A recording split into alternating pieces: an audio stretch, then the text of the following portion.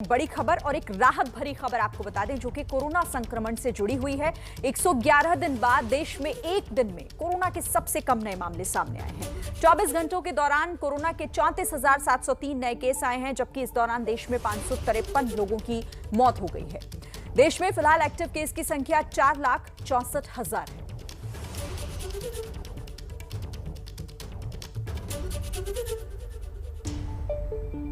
और अगर बात वैक्सीनेशन की करें तो देश में वैक्सीनेशन को लेकर भी लगातार मुहिम चलाई जा रही है ताकि कोरोना को जल्द से जल्द दूर किया जा सके।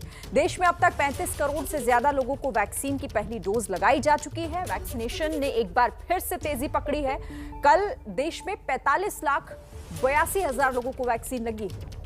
वैक्सीनेशन में लगातार रफ्तार किस तरह से बनाई जारी रखी सके, इसको लेकर भी लगातार कोशिशें हो रही हैं और देखिए तेजी दिखाई भी दे रही है।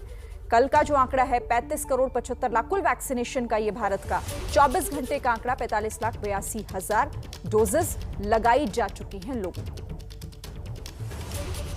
तो देखिए, कोरोना की लहर देश में भले ही कम हो गई हो, लेकिन लोग अब इसे हल्के में लेकर लापरवाह हो गए हैं। हाट बाजार हो, पेट्रोल पंप हो, बाजारों में बिना मास्क और बिना सामाजिक दूरी का पालन करते हुए बेखौफ लोग घूम रहे हैं। झारखंड सरकार ने लॉकडाउन में ढील देते ही यहां पर दुमका के हाट बाजारों में लोगों की भीड़ उमड़ने लगी।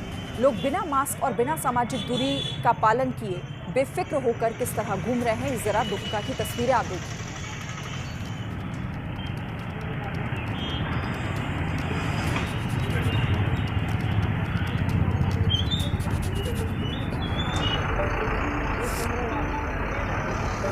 नहीं न खोलना है उसको, आप मार्केट में आए हुए हैं। आपको डर नहीं लग रहा है कोरोना से? डर तो हम लोग सफाई करने, हम लोग को डर नहीं लगेगा तो किसको लगेगा? हम लोग खुद सफाई करेंगे। मास्क भी लगाए हैं तो वो आधा लगाए, जो काफी खतरनाक है। गरम लग रहा है सर, एक तो गर्मी से परेशान है, गांव से परेशान है, आजादिया का दिन है सर।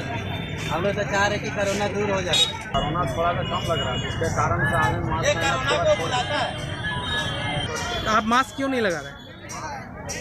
गाड़ी में है थोड़ा सा दुकानदारी के कारण से लोगों को अपने में मैंने एक्टिव हो जाना चाहिए कि मास्क पहने, दूरी बनाए रखे, डिस्टेंस का मेंटेन नहीं हो पा रहा है। हाट बाजार तो ऐसा लग रहा है शहर के अंदर जैसा लगता है कि कभी कोई बीमारी यहाँ पर था ही नहीं। तो हम इन सभी चीज़ों पे ध्यान दे रहे हैं। अभी भी कुछ दिन पहले पिछले हफ्ते ही दुमका में 5-6 दुकानदारों पे कार्रवाई हुई है। इसी तरीके से जब हम लोग भी क्षेत्र भ्रमण करते हैं और देखते हैं कि किसी एरिया में बाज़ार, खास करके रूरल एरिया में ग्रामीण हाट बाज़ार जो लगते हैं उसमें ज़्यादा शिकायतें भी आती हैं, तो हम लोग लगातार अवेयरनेस ड्राइव चला रहे हैं, लोगों को प्रेरित कर रहे हैं कि वो इन सभी गतिविधियों का पालन करें। तो क्या मान लिया जाए कि कोरोना खत्म हो गया है? ये सवाल पूछने की वजह है वो लोग जो घरों से बाहर निकल तो रहे हैं, लेकिन इसके पीछे काम या फिर मजबूरी वजह नहीं है। ऐसे में अगर कोरोना की तीसरी लहर आई तो स्थिति क्यों और कैसे और ज्यादा भयानक हो सकती है, ये समझने के लिए एक रिपोर्ट देखिए।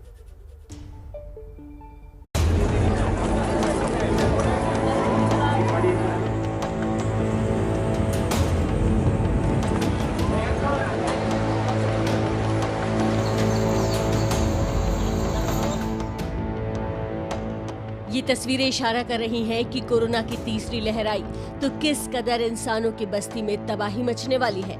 वजह बनेगी आपकी लापरवाही फितरत, जो खतरा कम होते ही सारी सावधानियों को एक बक्से में बंद करके रख देते हैं।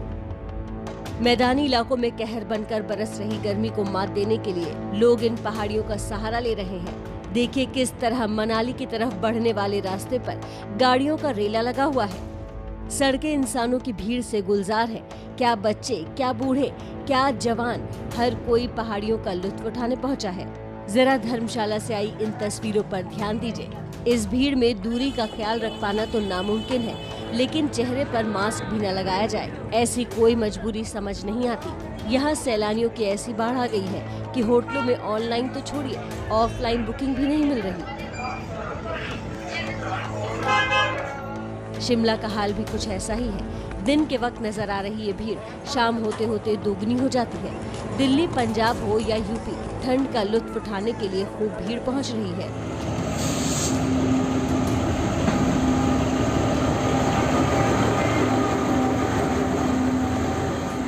अब हिमाचल गए और टॉय ट्रेन में नहीं बैठे तो क्या किया? कालका शिमला रेलवे ट्रैक पर चलने वाली इस टॉय ट्रेन में सोशल डिस्टेंसिंग को तो टाटा बाय बाय है ही, लोगों को शायद अब मास्क की भी जरूरत नहीं लग रही। आलम यह है कि रोजाना चलने वाली 10 टॉय ट्रेन में अगले कई दिनों तक एडवांस बुकिंग चल रही है। ट्रेनों की ऑक्यूपेंसी 100% है और बल्कि वेटिंग चल रहा है इसके अंदर ना, क्योंकि जैसे ही ये लॉकडाउन का थोड़ा सा इधर एंट्री खुली है तो बहुत ज़्यादा रश शुरू हो गया। नैनीताल की ये वादियाँ भी सैलानियों से गुलजार है। इस भीड़ में सोशल डिस्टेंसिंग तो क्या, तिल रखने भर की भी जगह नहीं है। सड़कें हो या नैनी झील में चलने वाली नाव, सब कुछ फुल बुकिंग है। रंग बिरंगी ये तस्वीर देखने में जितनी खूबसूरत लग रही है, कहीं ऐसा न हो कि आने वाले कुछ वक्त में जिंदगी को उतनी ही बदरंग बना दे। टिक टिक करती घड़ी हर सेकंड कोरोना की तीसरी लहर की आहट का एहसास करवा रही है। ऐसे में हमारी ये लापरवाही अस्पताल के बाहर लंबी लाइन में तब्दील न हो जाए। कहीं ऐसा न हो कि आज फुल चल रहे होटलों की तस्वीर कल अस्पतालों के फुल बिस्तर में बदल जाए।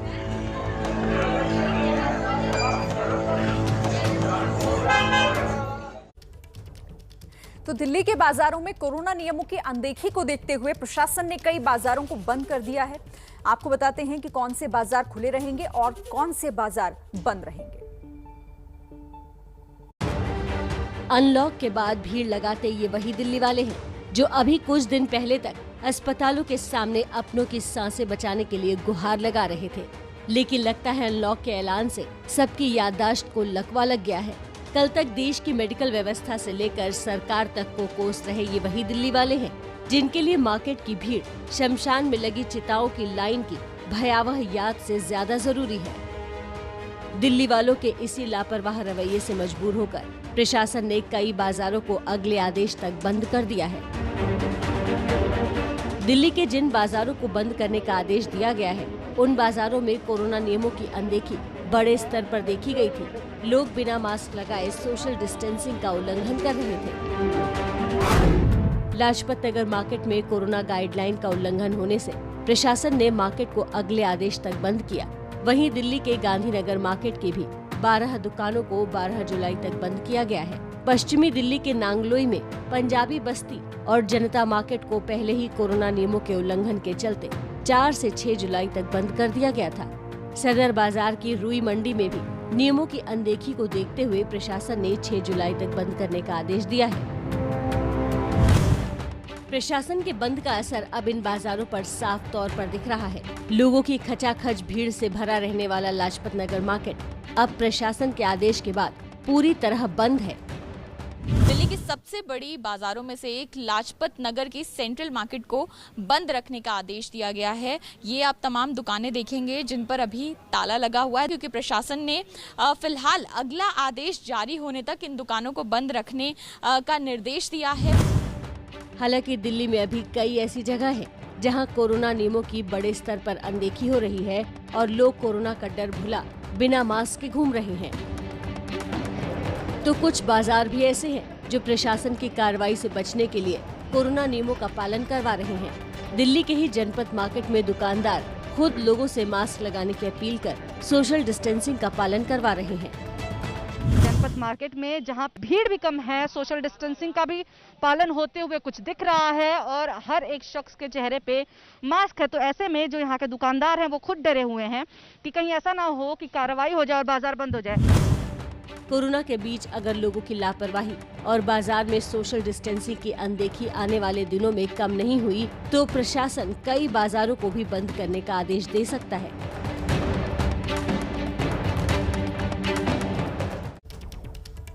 और देखिए, कोरोना की तीसरी लहर को लेकर एक बड़ी चेतावनी जारी की गई है। भारतीय स्टेट बैंक ने अपनी रिसर्च रिपोर्ट में ये कहा है कि भारत में कोरोना की तीसरी लहर अगले महीने यानी कि अगस्त में दस्तक दे सकती है और सितंबर में ये पीक पर हो सकती है। बैंक की तरफ से जारी की गई इस रिपोर्ट के मुताबिक कोरोना की तीसरी लहर का असर करीब 98 दिनों तक रह सकता है। तो एसबीआई की ये रिसर्च रिपोर्ट जिसमें ये दावा किया कि अगले महीने ही दस्तक दे सकती है और उसके बाद सितंबर में तीसरी लहर पीक पर पहुंच सकती है। तो देखिए, एसबीआई की इस रिसर्च जो ये खुलासा करती है, इस रिपोर्ट में ये कहा गया है कि कोरोना काल में लोगों पर कर्ज बढ़ा है।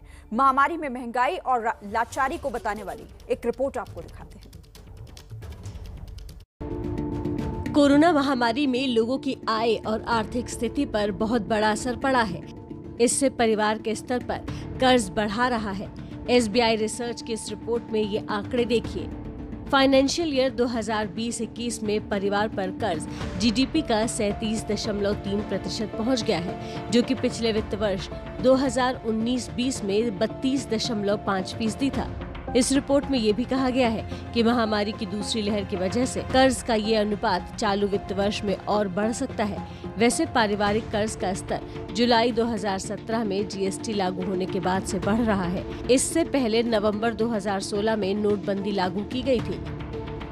रिपोर्ट के मुताबिक वित्त वर्ष 2017-18 से 4 साल में परिवारों पर कर्ज के स्तर में 7.20% की उछाल आई है।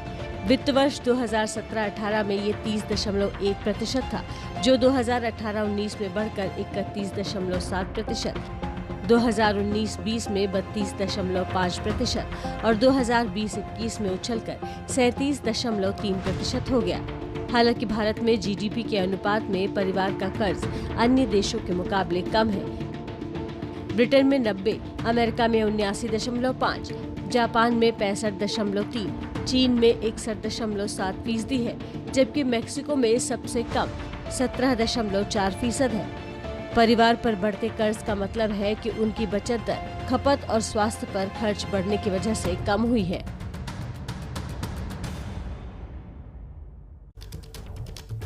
और इधर केरल के कोट्टयम में कोरोना की वजह से लॉकडाउन को लेकर व्यापारी प्रदर्शन कर रहे हैं। उनकी मांग है कि जल्द से जल्द बाजार फिर से पूरी तरीके से खोले जाएं।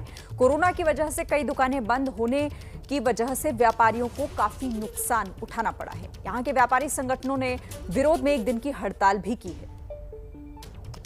कोरोना में जो हाल भारत में मई में दिखा था, वो हाल अब इंडोनेशिया का हो रहा है। इंडोनेशिया में कोरोना के मामले बढ़ने के बाद ऑक्सीजन सिलेंडर की भारी कमी देखी जा रही है। इंडोनेशिया में कल 30,000 के करीब नए मामले सामने आए। ये अब तक का सबसे बड़ा आंकड़ा है। कल वहां पर 558 लोगों की मौत भी हुई है। कोरोना के बढ़ते मामलों के बीच अस्पतालों में जगह नहीं है। कई लोगों को हॉस्पिटल में बेड नहीं मिल रहे। जो लोग अस्पताल में एडमिट हैं, उन्हें भी पूरी तरह से ऑक्सीजन नहीं मिल रहा। सरकार ने देश के 90% ऑक्सीजन प्रोडक्शन को अस्पतालों के इस्तेमाल के लिए इजाजत दे दी है।